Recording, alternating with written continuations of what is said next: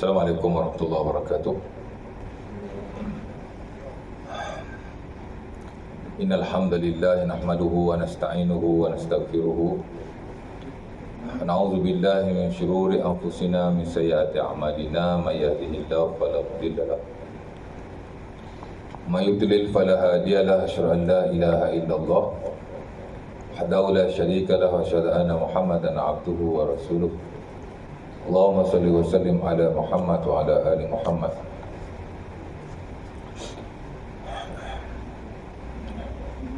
Allahumma salli ala Muhammad wa ala ali Muhammad wa sallim tasliman. Rabbana zidna ilma warzuqna fahma wa taqabbal minna innaka antas samiul alim. Hujan. Ini lipas. Okay, baik. Syukur kepada Allah Subhanahu Wa Taala kerana pada malam ini kita akan sambunglah kuliah kita yang telah lalu, yang kita tinggalkan. Pada bulan yang lepas, di mana hari itu kita baca tajuk mendoakan saudara yang jauh. Itulah yang disebut sebagai doa bi zahril ghaib, doa secara zahir ghaib. Maksudnya kita doakan seseorang dalam keadaan dia tidak mengetahui. Dan bila kita berdoa sedemikian, Allah Subhanahu Wa Taala mengutuskan para malaikat, seorang malaikat untuk mengaminkan doa kita dan mendoakan kita juga. Man da'a li akhihi bi zahril ghaib qala al malakul muwakkal bihi amin wa laka bi misli.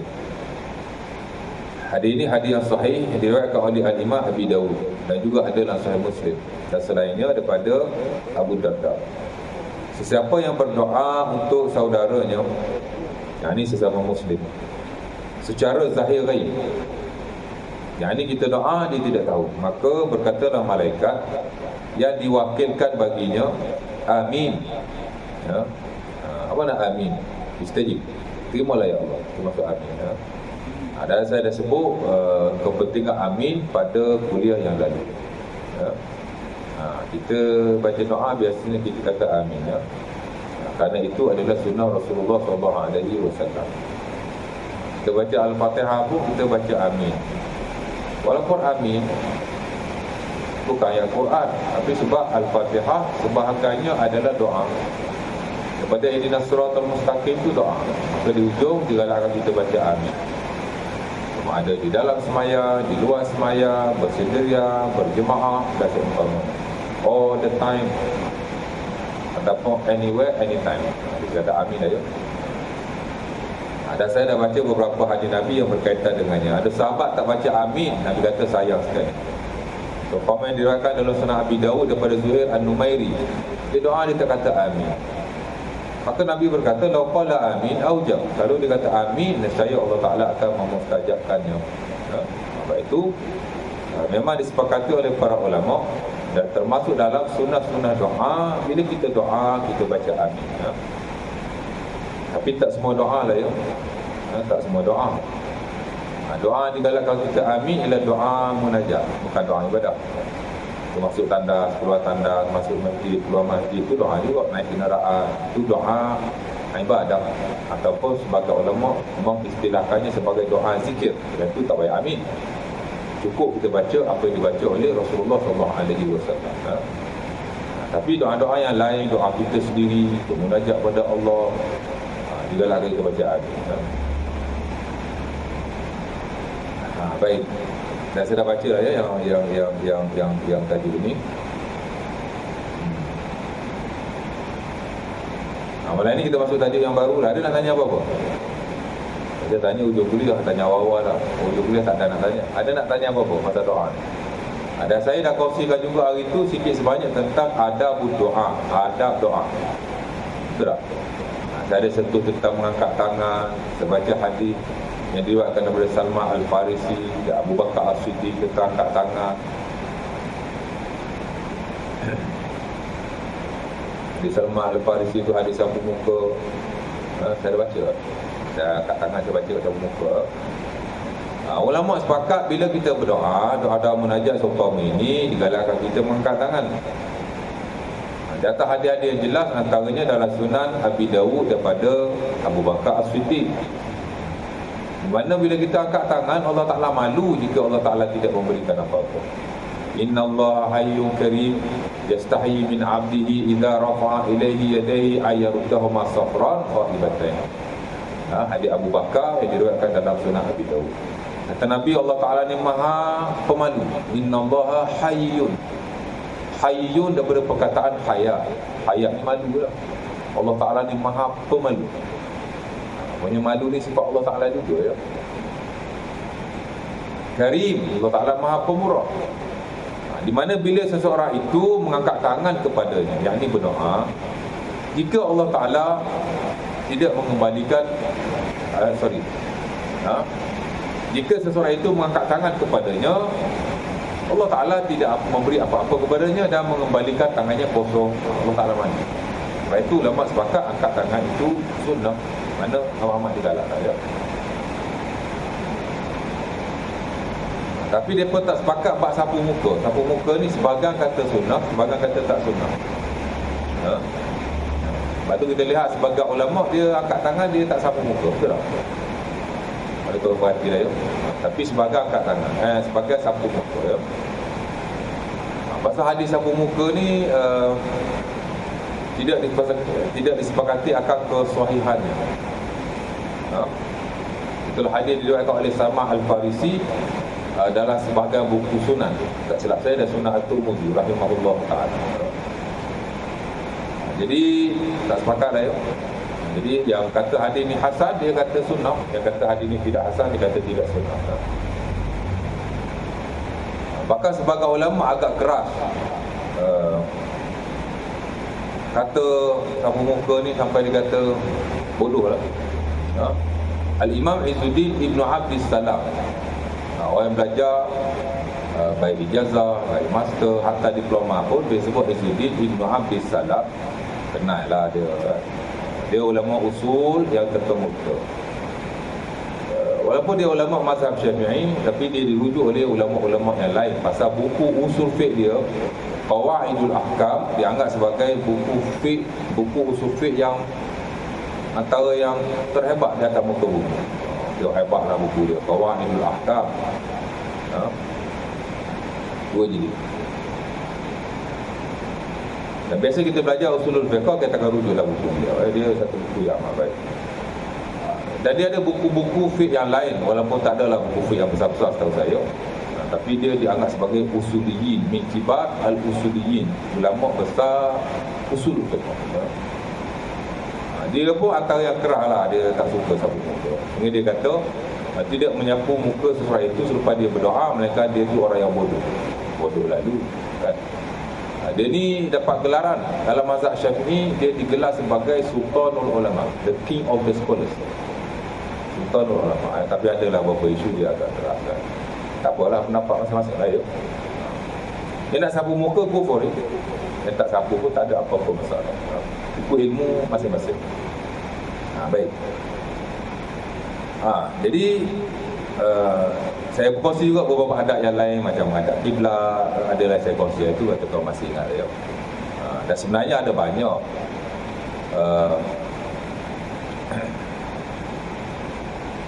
Saya kira tak kurang daripada 30 adab doa. Adab doa ada 30. Mungkin ada lebih lagi, wallahu ta'ala alam. Tapi yang kita lihat, kalau dicampur-campur, tak kurang daripada 30 adab doa. Al-Imam Zakaria Al-Ansari ada ahkamul ad'iyah, hukum hakam doa. Dia masukkan ada adab doa, tak silap saya sampai 30. Banyak lah ya. Campur-campur belaka lah. Adab kiblat, angkat tangan, sapu muka, baca amin, selawat kepada Nabi. Selawat Nabi pun antara sunnah yang amat digalakkan juga. Kerana ada hadis, walaupun dia bukanlah hadis Nabi, dia hadis yang mauquf. Mauquf ni maksud sahabat kata macam tu. Hadis ni ada banyak jenis juga. Kalau hadis Nabi dipanggil hadis marfu', Nabi sebut. Itu tak ada dakwa Nabi lah ya. Ada hadis ni mauquf. Mauquf ni mana hadis juga, tapi sahabat yang sebut. Dia tak sampai pada Rasulullah. Tak ada qala Rasulullah. Dia sampai sahabat Nabi saja. Antara hadis mauquf daripada Umar Al-Khattab yang diriwayatkan dalam sebahagian buku Sunan, di mana katanya bila sesuatu doa itu tidak dibaca selawat kepada Nabi, maka tergantung-gantung dia antara langit dan bumi, kata dia lah ya. Ada juga yang marfu' sebenarnya, tapi ulama khilaf antara sahih dan dhaif. Itulah hadis Fudalah bin Ubaid. Jadi nak kata hadis yang digalakkan selawat betul-betul strong tak ada lah ya. Tapi majoriti ulama menggalakkan bila kita doa, munajat, kita selawat atas Nabi. Hadis yang paling banyak digunakan hadis Fudalah bin Ubaid. Hadis ni Al-Imam An-Nawawi dalam Al-Adhkar dia kata hadis sahih, hasan. Dalam Al-Majmu' dia kata hadis dhaif. Jadi pendapat dia sendiri macam tu. Bahagian buku dia kata hadis ni okey, bahagian buku dia kata hadis ni tak okey. Ataupun dalam Al-Azkar dia kata dhaif, dalam Al-Majmu' dia kata hasan. Jadi hadis ni dia ada isu sikit lah, ada sudut sana. Di mana Nabi SAW mengajar kepada kita, idza shalla ahadukum falyabda bi tabjidi rabbih. Bila seseorang itu doa, adalah dia memuji Allah. Puji Allah dulu. Alhamdulillah rabbil alamin, bla bla bla bla bla. Ya. Ada hadis yang diriwayatkan oleh Musnad Ahmad, dinukilkan oleh Al-Imam Ibnu Katsir dalam tafsirnya. Ada orang dia berdoa, dia puji Allah, alhamdulillah hamdan katsiran. Ada suatu dia berdoa, dia kata, ya Rabbana lakal hamdu kama yanbaghi li jalali wajhika wa 'azimi sultanik. Dia baca macam tu ya. Ada 30 malaikat lebih menulis kebaikannya dan dibawa kepada Allah Subhanahu Wa Taala. Hadis itu Syekh Ahmad Syakir menghasankan. Walaupun ada yang kata dhaif juga, tapi di atas beberapa hadis lah, walaupun tak adalah hadis yang very strong. Tapi di atas hadis-hadis umpama itu, dalam bab amalan ni ulama dia agak longgar yang berlapan ada. Boleh lah dia. Jadi majoriti kata digalakkan. Dan boleh kita kata disunahkan juga. Kerana hadis Fudalah tu ada kata hasan. Jadi Nabi kata bila kamu doa kepada Allah, puji Allah dulu. Sebab itu kita lihat sebagai doa yang disusun oleh para ulama dan sebagainya, ada puji Allah. At the beginning, betul tak? Mula-mula ada puji Allah Ta'ala ya. Summa liyusalli ala Nabi, kemudian baru selawat atas Nabi. Jadi Nabi ajar nak doa, puji Allah dulu, kemudian baru selawat atas Nabi.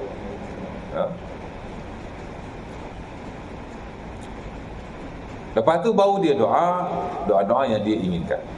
Mula dulu dengan puji Allah, kemudian selawat atas Nabi, sumaya doa bima syaa, kemudian baru dia doa dengan apa-apa doa yang dia mahu ya. Itu termasuk dalam adab lah ya. Dan mungkin lagi ada adab-adab yang lain.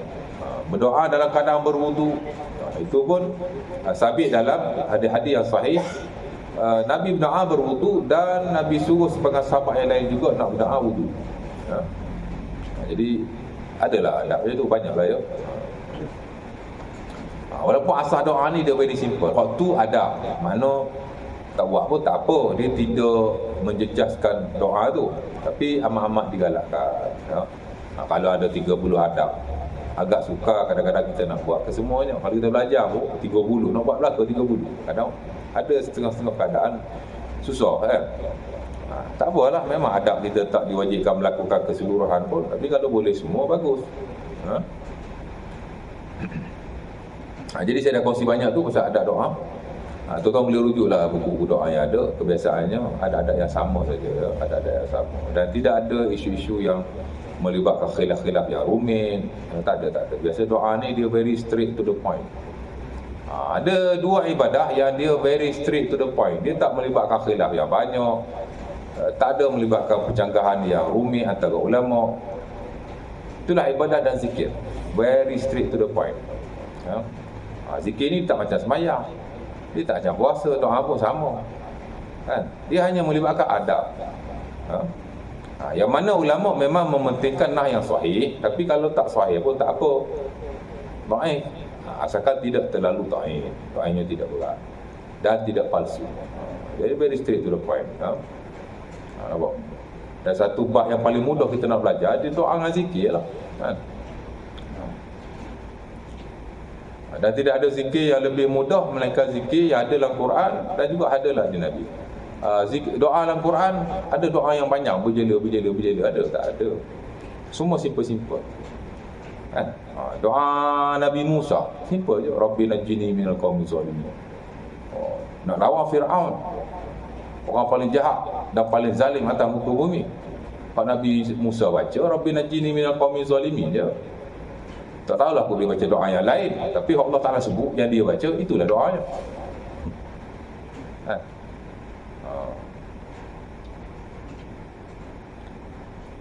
Doa Nabi apa lagi? Doa Nabi Adam alaihissalam. Rabbana zalamna anfusana wa illam taghfir lana wa tarhamna lanakunanna minal khasirin. Cuma ikut apa keadaan nabi-nabi tertentulah. Doa Nabi Musa dia baca ketika berhadapan dengan Firaun. Zaman dia berlawan dengan Firaun. Nabi Adam pula doa tu melibatkan taubat pasal dia buat salah dengan Allah. Makna doa tu. Ya. Doa Nabi mana lagi? Doa Nabi Ibrahim, Rabbana taqabbal minna innaka antas samiul alim. Tak ada lagi lah doa yang lain, tapi very simple lah ya. Tak ada sampai berjela-jela, tak ada. Doa yang paling panjang dalam Al-Quran, kalau kita lihat, itulah akhir surah Al-Baqarah. Rabbana la tu'akhidna in nasina aw akhtana. Rabbana wa la tahmil 'alaina isran kama hamaltahu 'ala alladhina min qablina. Rabbana wa la tuhammilna ma la taqata lana bih. Wa'fu 'anna waghfir lana warhamna. Anta maulana fansurna 'alal qaumil kafirin. Kata Al-Imam Al-Aqfasi dalam Kashful Asra, this is the longest doa. Inilah doa yang paling panjang dalam Quran. Kalau dia tak kata pun, kalau kita tengok memang tu banyak pun. Kan? Sebab dia very straight to the point. Very easy lah, cukup mudah sekali. Zikir pun sama jugalah, tak ada yang panjang-panjang. Kalau ada yang panjang tu dihimpunkan, jadi panjang lah. Tapi hak asalnya tidak panjang. Ya. Apa?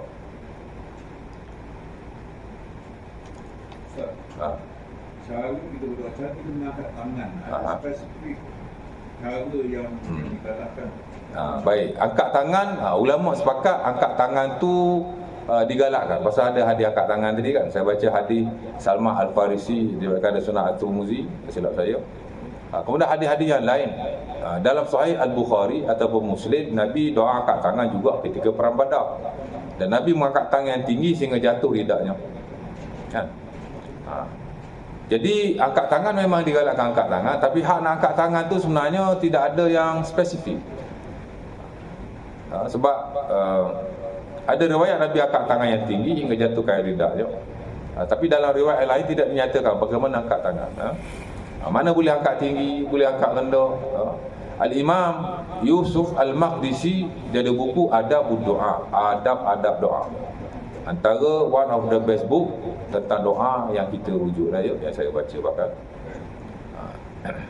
Angkat tangan ni dia kata ada beberapa cara mengikut nah-nah yang sahih.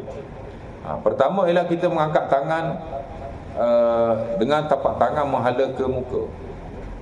Tak kisahlah nak tinggi ke rendah. Cuma sebagai ulama kata kalau besar hajat kita kepada Allah, angkatlah bagi tinggi sikit. Kerana mengangkat tangan yang tinggi menunjukkan kita ni bersungguh-sungguh. Kan? Yang disebut sebagai ilha. Ilha ni mana nak sungguh-sungguh. Innallaha yuhibbu al-mulihina fi du'a. Hadis Abi Hurairah yang diriwayatkan dalam Musnad Ahmad, tak silap saya, Allah Ta'ala suka kalau kita ilha, mana merintih dan bersungguh-sungguh. Angkat tangan tu salah satu keadaan macam tu lah. Jadi kalau hajat besar, angkat tangan tinggi-tinggi. Kalau hajat biasa, angkat tangan rendah-rendah. Tapi tak apa, hajat kecil nak angkat tinggi pun tak apa. Kan?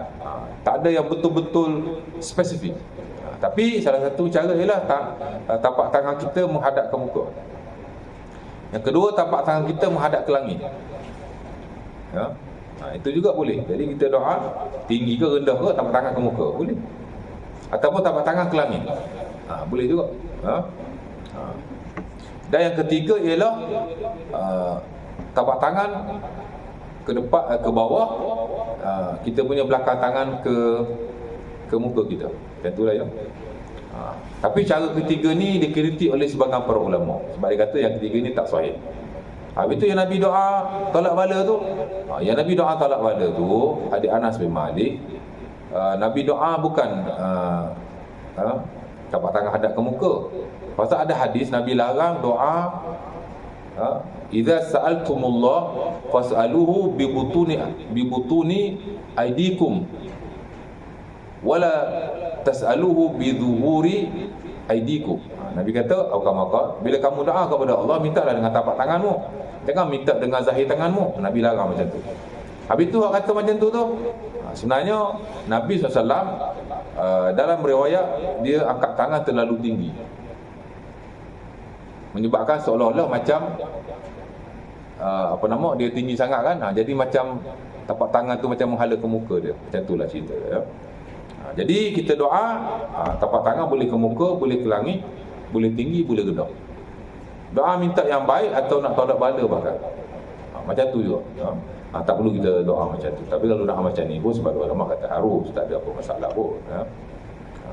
Dia very free, kita pulang kepada masing-masing ya. Yang penting angkat tangan lah. Selesa pun mana kan? Boleh merapatkan, boleh mengangkat. Sebagai ulama kata rapat lagi bagus, kerana ia menunjukkan tadarruh, benda diri kita pada Allah. Tak tahulah. Sebab kata angkat tak rapat lah, macam jarak macam tu lagi bagus. Allah Ta'ala alam.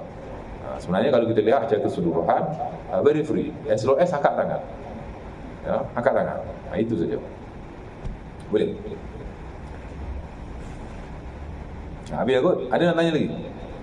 Sebab doa? Tak ada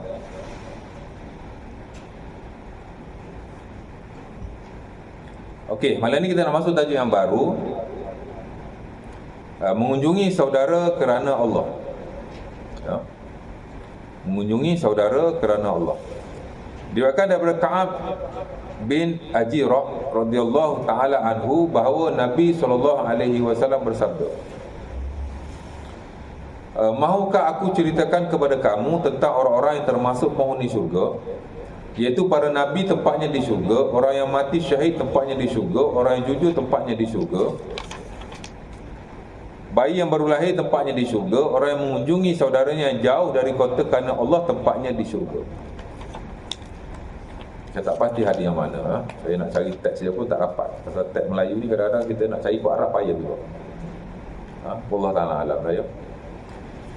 Kata Nabi SAW lagi, maukah aku ceritakan kepada kamu tentang wanita-wanita penghuni syurga, iaitu wanita yang penyayang, subur dan menahan diri, yang jika melakukan kesalahan, dia berkata, inilah tanganku di atas tanganmu, aku tidak akan merasakan tidur sampai engkau redha. Hadis riwayat Darqutni katanya, dan Tabrani. Saya pun tak tahu hadis yang mana, sebab dia tulis Melayu kan, saya tak boleh nak sembang Melayu pun. Tapi tak apa, amat maklum bahawa ziarah dalam Islam amat-amat digalakkan ya. Dipanggil at-tazawur fil Islam, saling ziarah menziarahi sesama Muslim dalam Islam. Memang ada bab dalam buku-buku syariat, memang ada dia ya. Kenapa? Kerana banyak hadis-hadis Nabi SAW yang menyatakan akan kewajipan kita berziarah dan fadilat-fadilatnya. Memang ada lah ya. Sebab itu para ulama dalam hal ni membahagikan ziarah ni kepada dua. There are two kind of ziarah. Pertama, ziarah yang wajib. Sebagian kata wajib aini, fardu ain lah. Sebagian kata wajib kifai, fardu kifayah. Ziarah yang macam mana? Ziarah orang yang sakit.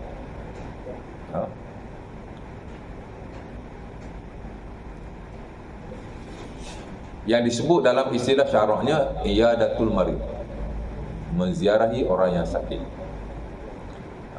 Arab ni dia beza sikit ya. Kalau ziarah orang tak sakit dia panggil ziarah. Kalau ziarah orang sakit dia panggil iyadah. Dia beza. Tapi ziarah juga, iyadah ke ziarah ke, dia sama saja. Cuma dia beza ya.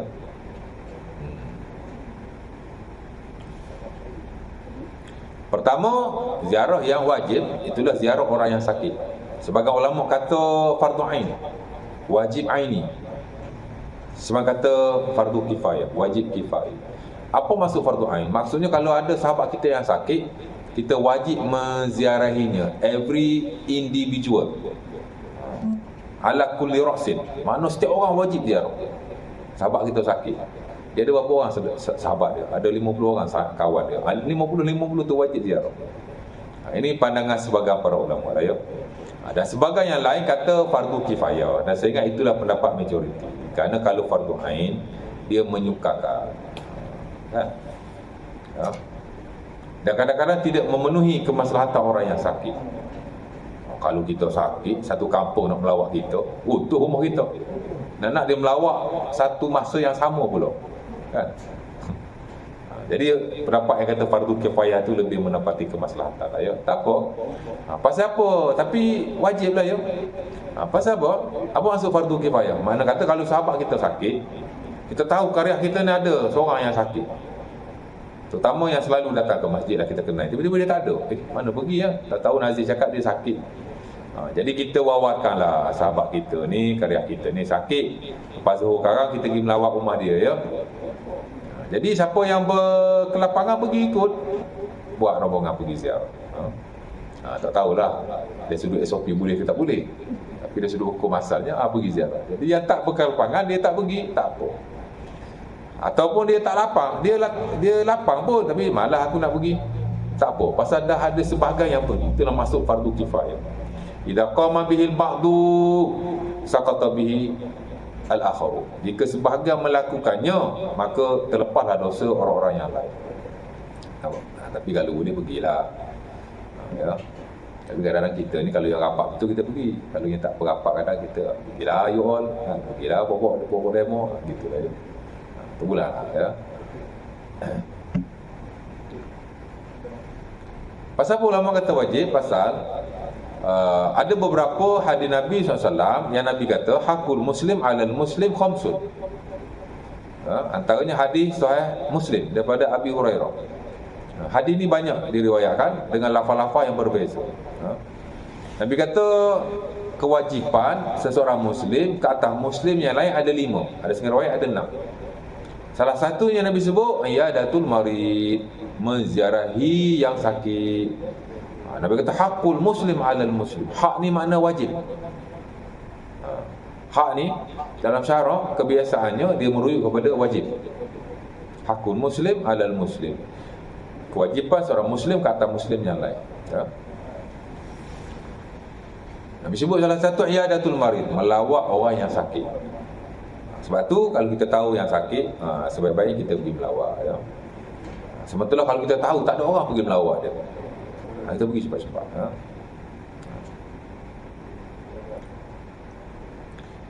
Ada lagi nas yang lain, hadis kursi. Esok-esok hari kiamat Allah Ta'ala akan tanya pada orang yang tak melawat ni. Lepas tu yang kata fardu ain tu dia kata, antara yang digunakan hadis ni lah.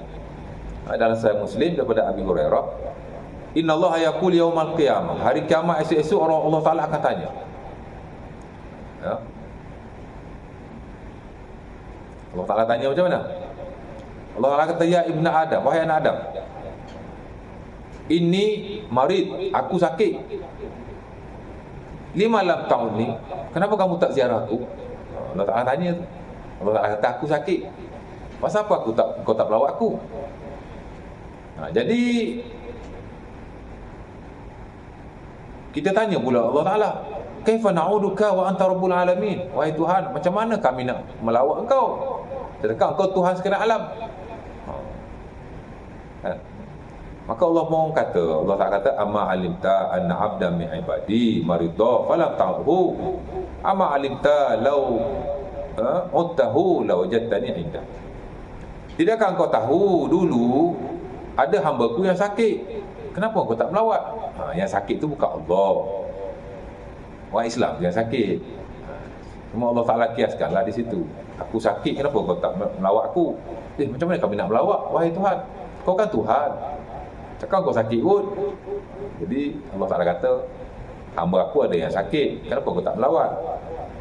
Bukankah kau mengetahui jika kau melawat, aku akan berada bersama-samanya. Mana rahmat Allah lah ya. Ada hadis yang lain Allah Taala sebut rahmat Allah.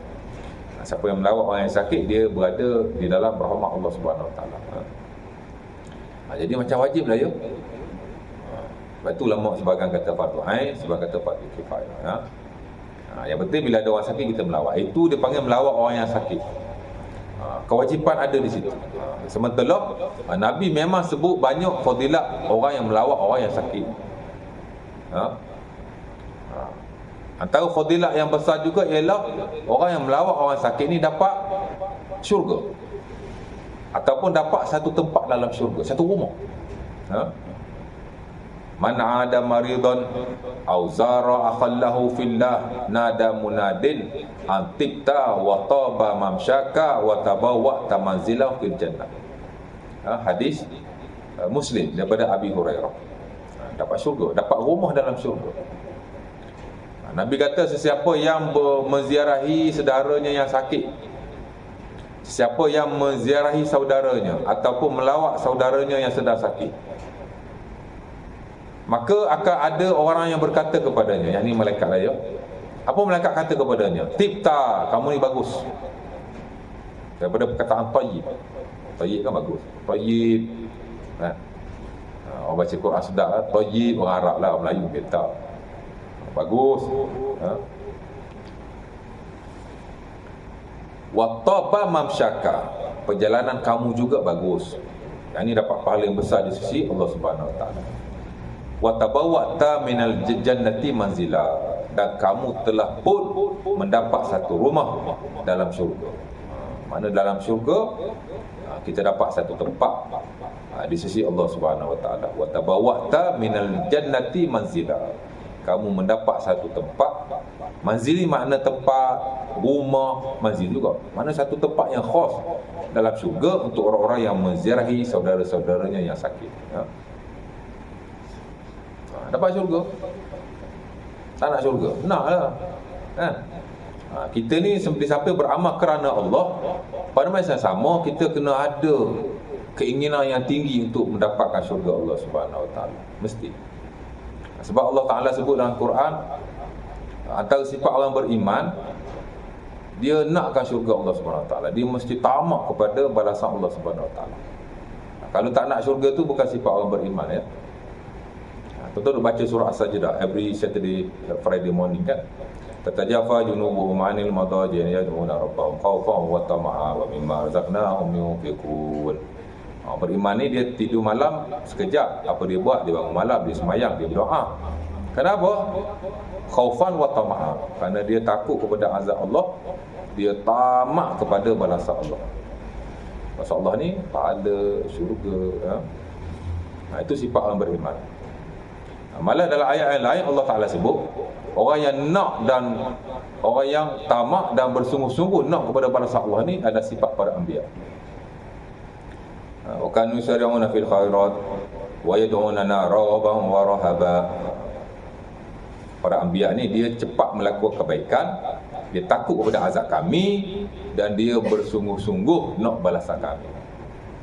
Sifat para nabi ya. Jadi kita buat amal soleh, kebaikan, memanglah kita buat kerana Allah, tak boleh ada riya, tak boleh ada ujub dan seumpamanya. Tapi at the same time, kita mesti betul-betul mengharap balasan Allah SWT. Itu sifat orang yang beriman ya. Dan itu juga sifat para anbiya ya. Sebab itu idea dalam sebahagian aliran ataupun ajaran tasawuf, beramal kerana Allah, kalau kita nak syurga atau ada keinginan kepada syurga, itu iman orang awam, masih tidak ikhlas. Dan sebahagian lagi dia agak melampau, dia kata syirik khafi. Takkan apa? Takkan sifat para nabi iman yang rendah pun kan? Itu dipanggil idea-idea dalam tasawuf yang bercanggah dengan Quran. Memang ada lah ya. Tak apa. Kita mesti sembah kerana Allah, tak boleh kerana lain. Memanglah kita sembah kerana Allah, tapi at the same time kita kena betul-betul mengharap balasan Allah. Pasal Allah Ta'ala ajar macam tu. Takkan Allah Ta'ala ajar benda syirik pun kan? Apa? Jadi kita kena betul-betul. Dan Nabi SAW pun bila dia nak galakkan sahabat-sahabatnya untuk berbuat kebaikan, Nabi akan sebut syurga, Nabi akan sebut pahala. Memang kerja dia kot. Kita belajar Nabi, sifat Nabi ni Bashir kan. Wa arsalnaka illa basyiran wa nazira. Nabi ni salah satu nama dia Bashir. Bashir ni menyampaikan berita yang baik, termasuk berita baik syurga lah. Kalau kita tak ada keinginan kepada syurga, itu bukan sifat orang beriman. Mesti nak syurga. Jadi bila kita ziarah orang yang sakit, Allah Ta'ala bagi syurga. Dah ada lagi nas-nas yang lain. Nampak? Tapi kalau kita sebut gitu, kalau ahli tasawuf dia dengar dia marah. Dia kata kritik tasawuf kan? Itu bukan kritik, itu pembetulan. Yang buat pembetulan itu bukan saya hanya menyampaikan. Ramai ulama-ulama besar menegur dan membetulkan beberapa idea dalam tasawuf yang dilihat dengan jelas bercanggah dengan ayat Quran. Kita ada ahli tafsir, Al-Imam Al-Qurtubi rahimahullah, ada beberapa idea dalam tasawuf yang dia tegur kan? Dia tegur pemakanan orang-orang tasawuf. Kita ada ahli kita ada ahli usul, Izzuddin tu lah, Izzuddin Ibn Abdis Salam yang saya sebut tadi kan. Dia berkritik sama. Orang-orang sufi membahagikan Islam kepada syariat, tarekat, hakikat, taksim, pembahagian itu dia kritik. Kata tidaklah membahagi-bahagikan seumpama itu, melainkan orang yang bodoh. Bodoh lalu dia. Pasal apa bodoh? Keseluruhan agama adalah syariat. Syariat ni wahyu. Kalau kata dia kritik, ilmu syariat ni ilmu kulit, ilmu hakikat, ilmu isi. Mana ada kulit, mana ada isi? Keseluruhan agama adalah syariat. Dia kritik bab tu lah ya. Bodoh lalu, Rabi dia kata, bodoh. Dia kata, kan? Bukan saya kata. Dah bercanggah nak buat macam mana kan? Saya mengajar sebut syurga. Tiba-tiba mari orang mengajar sebut bab tasawuf, kita jangan beramalkan syurga. Itu tidak ikhlas, itu syirik. Terbatas habis saya ajar. Jadi mau tidak mau kita kena terangkan juga supaya kita ada idea yang jelas dalam isu. Itu saja, bukan nak bergaduh, tidak. Kan? Kita ada ahli hadis, Al-Imam Ibn Jauzi, dia karang buku khas sebagian besar. Dia ada buku Talbis Iblis, ada 10 bab. 3 bab dikritik ahli tasawuf. Marahlah depa kat ulama-ulama hebat ni. Kalau saya jadi ahli tasawuf, saya takkan marah. Patutnya kita berterima kasih kepada mereka. Kenapa? Kerana mereka ni nak bawa kita kepada lebih bertasawuf. Sepatutnya macam tu lah ya. Tapi kalau orang yang bagus, dia tak marah. Malah dia akan berterima kasih kepada ulama-ulama hebat ini. Ulama hebat ni bukan nak menghancurkan tasawuf tu. Tasawuf tu sebahagian daripada ilmu Islam. Cuma nak memperbetulkan sikit sebanyak idea yang bercanggah. Sebab kita tak nafi lah, kadang-kadang tasawuf ni dia ada usul berlebihan juga. Ibn Jauzi dia kritik dalam buku Talbis Iblis, bukan orang cokiah dia kritik. Dia kritik Imam Ghazali tu. Imam Ghazali kata sebaik-baiknya tidak mengumpulkan harta. Meninggalkan harta lebih baik daripada mengumpulkan harta, walaupun harta itu digunakan pada jalan yang baik. Dia kata ni tak betul ni. Ini menyalahi syarak. Kan? Islam tidak memusuhi harta. Bahkan dalam Islam ada fiqh harta. Orang Islam lagi kaya lagi bagus, cuma guna untuk kebaikan lah. Kalau orang Islam miskin belaka, orang kena lanyak, orang Islam kena tindak kepada orang bukan Islam. Kan? Dikritik tu. Bukan kritik lah, bagi saya bukan kritik. Itu memperbetulkan ya. Tak ada apa masalah pun. Patut boleh terima lah dengan hati terbuka. Ini lepas saya sebut syurga, jadi saya sebutlah sikit benda tu ya. Jadi dapat syurga. Lagi dapat doa malaikat. Umpama dalam hadis yang diriwayatkan dalam Sunan Abi Daud daripada Ali bin Abi Thalib, melawat pesakit ni ataupun melawat orang yang sakit ni sebenarnya ada dalam kitab fiqh, dalam kitabul janazah. Sebelum nak belajar bab mandi mayat, kapal mayat, semayang mayat, tanah mayat, kita akan belajar dulu mukadimah bab jenazah. Itulah ketika orang sakit tu. Masa tu kita belajar tentang kewajipan menziarahi orang yang sakit dan adab-adab menziarahi mereka. Ada beberapa adabnya. Ya. Dalam kita ziarah pada waktu yang sesuai, jangan tahu redah aja. Melawat member kita sakit tu pukul 11 malam. Tak nanya kawan tu. Dia panggil ayyazurahu fil waqtil munasib alladhi la yashqu alaihi. Hendaklah dia melawat sahabat dia pada waktu yang sesuai, yang tidak menyusahkan. Zaman lalu ni senang, ada telefonlah dulu, tanya dulu, saya nak melawat ni, bila boleh melawat. Dia sakit mana dia boleh bercakap? Memang dia tak boleh bercakap. Isteri dia bolehlah jawab. Kalau sebaiknya lah. Tapi kalau duduk hospital tak ada masalah, ada waktu melawat kan. Kita bila melawat pada waktu-waktu itu. Ni kalau duduk di rumah. Apa lagi? Allah yuksir alaihi soal. Jangan banyak tanya. Pergi melawat orang yang sakit. Duk ajak semember tu menyembang. Member tu dah lah sakit. Ada panggil orang macam tu. Tak pernah berlaku. Kita kaki sembang, pergi melawat orang sakit, yang ajak orang sakit tu menyembang. Ada orang macam tu ya. Tak tahu adab melawat sakit macam mana. Tahulah yang sakit tu dulu masa dia sihat kaki sembang. Tapi lah ni dia dah sakit, kurangkan sikit. Lagi ada banyak lah ya. Ayyuzakirahu birahmatillah. Itu paling penting. Cakap benda yang baik-baik, rahmat Allah, minta dia sabar ya. Apa lagi? Banyaklah ya tuan-tuan. Dan yang paling penting ayyad'u lahu, doa lah bagi dia ya. Doa lah apa-apa doa. Ya Allah, siapkanlah sahabatku ini. Doa ni dia very simple. Boleh doa dengan apa bahasa, boleh doa macam doa ya. Tapi kalau kita ingat doa Rasulullah tu lebih baik. Dalam Quran tak ada lah ya, tapi dalam hadis Nabi bila melawat sahabat dia, ada doa yang dia baca kan, yang dia baca ya. Doa yang paling pendek saya lihat ialah doa Nabi melawat Sa'ad bin Abi Waqqas. Dan saya Muslim ketika beliau sakit, Allahumma shfi Sa'da, Allahumma shfi Sa'da. Nabi ulang 2 kali, wahai Allah sembuhkanlah Sa'ad, wahai Allah sembuhkanlah Sa'ad. Kalau kita tahu bahasa Arab, Allahumma shfi Sa'da. Sa'da tu nama dia, tukarlah nama member kita. Allahumma shfi Hasan, Allahumma shfi Zulkifli kan? Kalau kita boleh guna lafaz itu lebih baik. Pasal itu ini lafaz Rasulullah. Kita bukan orang Arab, kita orang Melayu. Doa aku Melayu lah. Boleh, ya Allah sembuhkanlah Hasan. Tapi kalau kita boleh guna lafaz Rasulullah tu lebih baik menurut para ulama. Sebab lafaz doa dia lafaz ibadah.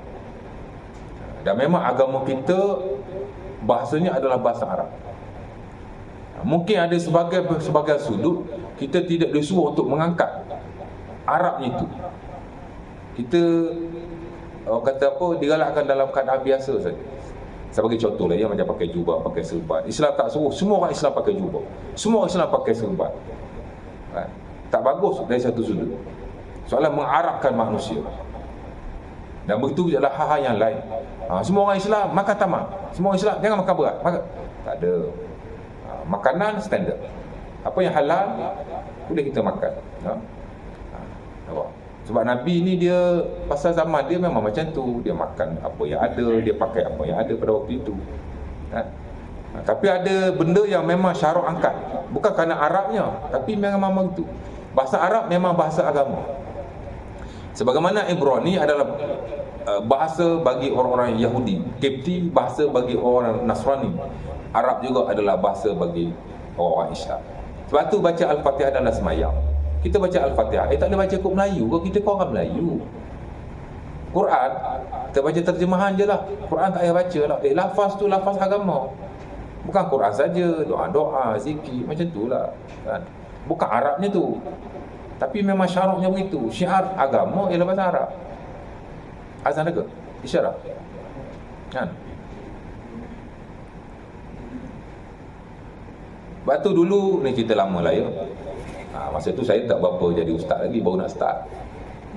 Pergi kursus perubatan Islam, dia ajar baca doa. Tokoh juga ni ya, kalau saya sebut tuan-tuan apa tahu. Baca doa bahasa Ibrani. Ya Hind, ya Hind, Uhailin, Ahyash macam tu lah lebih kurang. Saya boleh tak ingat lama kan? Itu bahasa Nabi Musa. Maksud dia sama juga, subhanallah, alhamdulillah. Tapi itu bahasa Nabi Musa, bukan bahasa kita ya.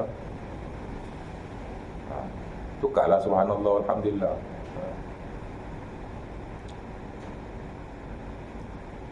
Doa untuk apa? Itu doa untuk stroke. Panjang doa. Permulaan dia dia ambil daripada Taurat. Kalau diikutkan menyalih syarat lah tu. Allah Ta'ala alam lah, tak apa lah. Balik pada yang tadi ya. Jadi kalau ingat tu tak apa. Tapi kalau tak boleh, kita pun Melayu je lah, ya Allah, sembuhkanlah sahabat. Itu paling basic. Mana tahu Allah Ta'ala mustajab doa kita walaupun 2 patah. Kan? Oh, saya ni bukan wali Allah, mana Allah Ta'ala terima. Jangan ada yang tekok macam tu. Kan? Ya. Persepsi wali pun banyak ulama kita tegur. Tak betul. Kan?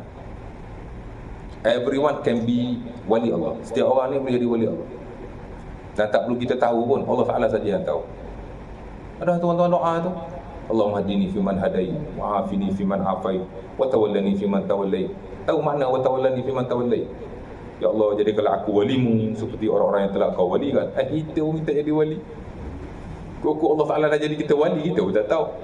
Dan tak perlu kita tahu pun, tak perlu orang lain tahu pun. Kan? Mana tahu 2 patah perkataan Allah Ta'ala mustajab. Saya pergi melawat sahabat saya banyak tuan. Kan? Melawat je saya baca doa. Sembuhlah alhamdulillah. Melawat je saya baca doa, sembuhlah. Tak tahulah Allah mustajab doa saya ke doa siapa. Tapi ada juga saya baca doa mati juga, ada juga. Pasal hidup mati ni di tangan Allah. Kita doa saja, ya tak? Baca Allahumma shfi Sa'da. Kata Sa'ad bin Abi Waqqas, adani Rasulullah wa ana maridun faqala Allahumma shfi Sa'da, Allahumma shfi Sa'da.